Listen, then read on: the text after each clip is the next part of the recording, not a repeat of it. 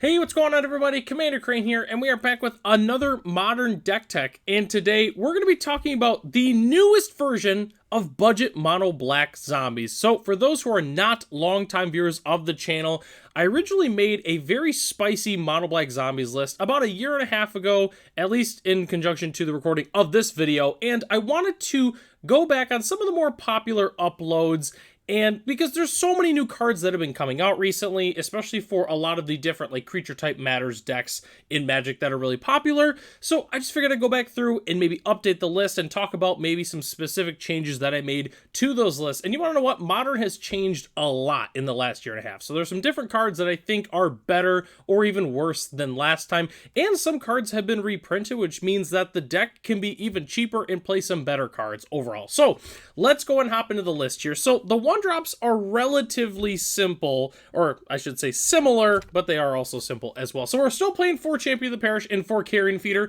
but Gravecrawler has received some relatively recent reprints, which makes it a little bit cheaper. So that's why we're playing Gravecrawler. Gravecrawler and Carrion Feeder themselves make a really, really nice combination because you can sacrifice it to the Carrion Feeder, and then obviously we still have a zombie in place, so then we can just recast it and just make our Carrion Feeder even bigger. So definitely a huge fan of that specific combo. Champion of the Parish is absolutely insane, though. I would say it's still the best one-drop, although both of these one-drops are still really, really good. Champion of the Parish is absolutely insane. It just gets really, really big, really, really fast, and that's why I personally think, I mean, if you get a hand with like a couple lands and a Champion of the Parish, you pretty much always keep those hands. Definitely very, very strong. So next slide, we have our powerful 2-drops here, which I don't think any of these changed actually. 4 Lazotep Reaver, 4 Razorlash Transmogger, and 4 Undead Augur. So Lazotep Reaver is really, really good because it makes 2 zombies in one essentially. Obviously, if you play Lazotep Reaver and then you play another one, you know, you just amass the token. So the token just gets a little bit bigger, but I'm telling you, Lazotep Reaver is really, really good in zombies. Although it's just a random common, the card is very, very strong and is really good with Champion of the Parish as well as the other lords in the deck. Razorlash Transmogger, simply put, it just keeps coming back. Sure, it's 6 mana initially to return it to the battlefield, but if an opponent has 4 or more non-basic lands, it's only 2 black to return, and spoiler alert, people are going to be playing non-basics, so this is going to be coming back for only 2 mana, and it just gets bigger when it comes back. So definitely a huge fan of Razorlash Transmogger. And we're also playing 4 Undead Augurs, which I love this card. Whenever it or another zombie we control dies, you draw a card and lose 1 life. It's really good against the number of mid-range and control decks in the format, just because when they take out our zombies with like Unholy Heat and Lightning Bolt and such, we just go ahead and draw some cards, which is really, really good. So definitely a huge fan of the Undead Augur in this deck as well. So the next slide here is where things change a little bit. So these are some of the lords we're playing in the deck, but what's really, really cool is Lord of the Undead, although it looks kind of weird, and I'll explain why I'm using this one in a second. Lord of the Undead has been getting a lot of reprints recently. So the current version of the card is only $5 US a piece right now, which I would say it's the next best lord. So we have Lord of the Accursed, which is just really good. It's a 2/3, gives our zombies menace when we tap it. It's just fantastic.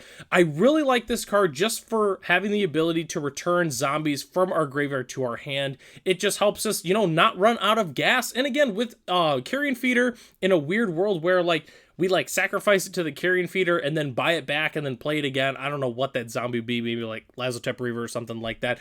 I don't know. It just could be really, really good. Although there are some other good lords that are still, you know, good enough to play in this deck. For instance, like Death Baron, or I believe it's Cemetery Reaper is the other one that's 3 mana. Those are pretty solid, but I decided to go with Lord of the Undead just because, again, it's never been a cheap card since I've been playing Magic, so it's nice to see it actually be able to be featured in a budget list. But you don't have to play the Lord of the Undead. I just think it's definitely very, very good. And the last slide we have to talk about here, we're playing 4 Fatal Push in this deck, because the last time we made this deck, Fatal Push was like going for about 4 or 5 US a piece. Right now, you can get them for about 1 just because of the Assassin's Creed set.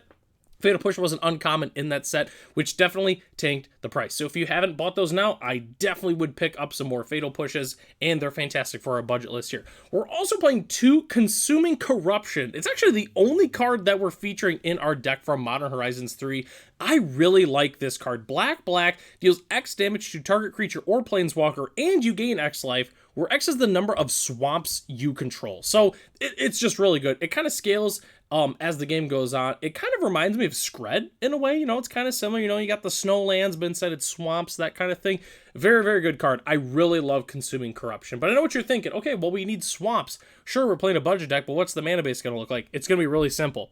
We're playing 4 leech-ridden swamps and 18 basic swamps. That's the whole budget mana base. That's all we're playing. Obviously, we want to play swamps to be able to maximize the corruption there, but leech-ridden swamp is still pretty good in its own right. It enters tapped. It has the swamp land type, which is very, very awesome. And then for a black, we can tap it. Each opponent loses 1 life. Activate this ability only if you control 2 or more black permanents, which guess what? We're playing zombies. We're going to have 2 or more black permanents. The one thing to keep in mind, though, for those who might not know, is it does not have the basic land type. So if someone does play, for instance, a Blood Moon, it is going to be a mountain. It's kind of weird how it has the typing, you know, and it's a monocolor, but it's not a basic land, so do keep that in mind.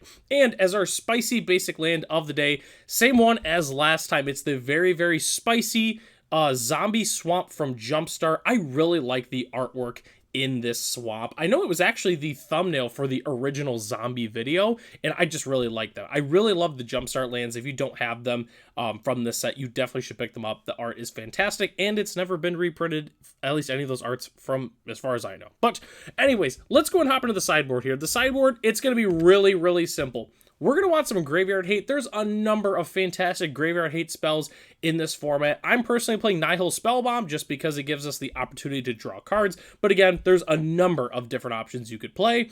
Extra removal. Personally, I like Defile. Gives a creature -1/-1 for each swamp. It's kind of like a 1 mana of the Consuming Corruption, except you don't gain the life. Still very, very good nonetheless. Damping Sphere is really, really important right now because of the Eldrazi decks, because of all the mana that they're making just super duper easily, but also because of Ruby Storm. So I definitely recommend playing at least 3 to 4 copies of Damping Sphere.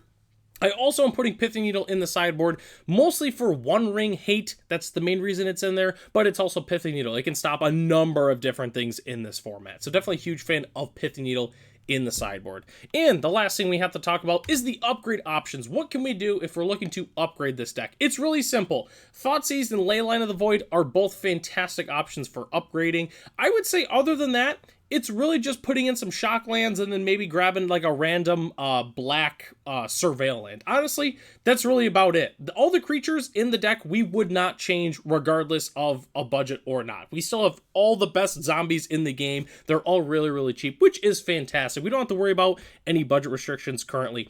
So the last thing we have to talk about is the current list price. It's only $84 US, and most of the cost is just in like the Gravecrawler, and that's pretty much it, as well as kind of the Lord of the Undead. That's really about it. And the upgrade list is only 342, and I say only, I know it sounds like a lot, but all things considered for a modern deck, that is incredibly cheap. And again, we basically just put in a bunch of fetch lands, we put in a Surveil land, I believe we also put in like 1 Cavern of Souls, that kind of thing. So that's why it also went up. Oh, and an Urborg, of course. So that's why the entire cost went up, is just in the lands. That's really all it is. So it was really exciting to remake this deck just because I love Mono Black Zombies. I also love budget decks, so it makes sense why I love a deck like this so much.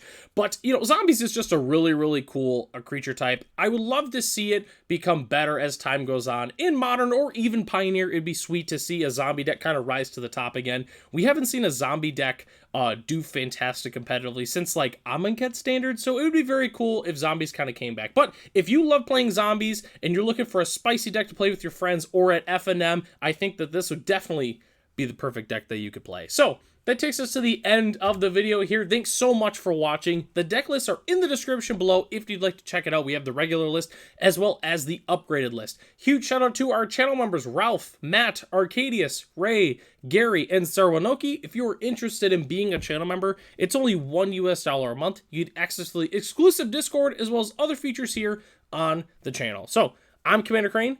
Thanks for watching this video, and I hope to catch you in the next one.